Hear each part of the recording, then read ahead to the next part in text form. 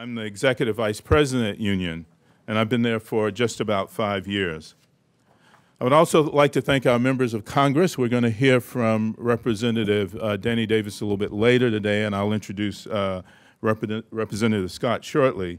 But we want to thank them for being here today to share their policy work and to share their perspectives on criminal reform and reentry with us this morning.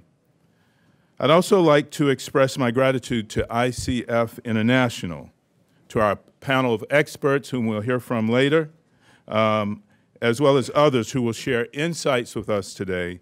And then a special word of thanks to the Ford Foundation for actually funding the work that we've been doing over the last year.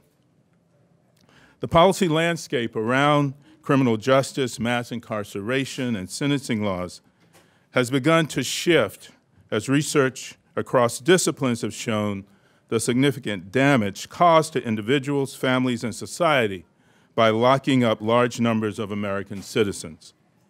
While incarceration rates remain high, with over 1.5 million people incarcerated, these policy shifts, combined with slight decreases in crime, have led to recent drops in state and federal prison populations. The number of citizens leaving prison, however, continues to be substantial, with hundreds of thousands returning home annually. With a majority of returning citizens from high-poverty communities and with limited work or educational experiences, the pressures on reentry can be daunting. Many can't get a job, public benefits, housing, or even an identification card, each of which decreases or increases the odds of recidivating. In 2003, a small research and policy organization that I led,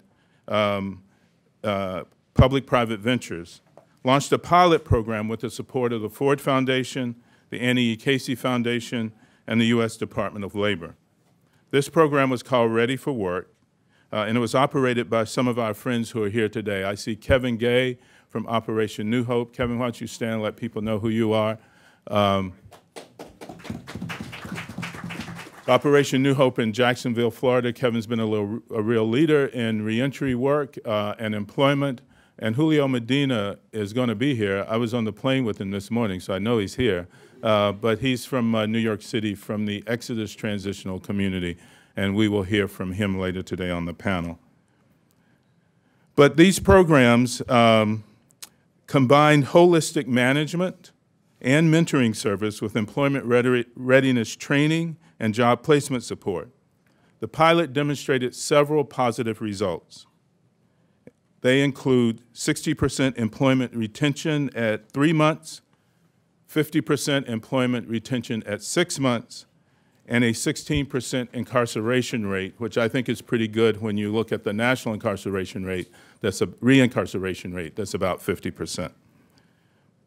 Based upon these results, the Department of Labor's Education and Employment and Training Administration began investing in employment-based reentry services provided by faith-based and community organizations.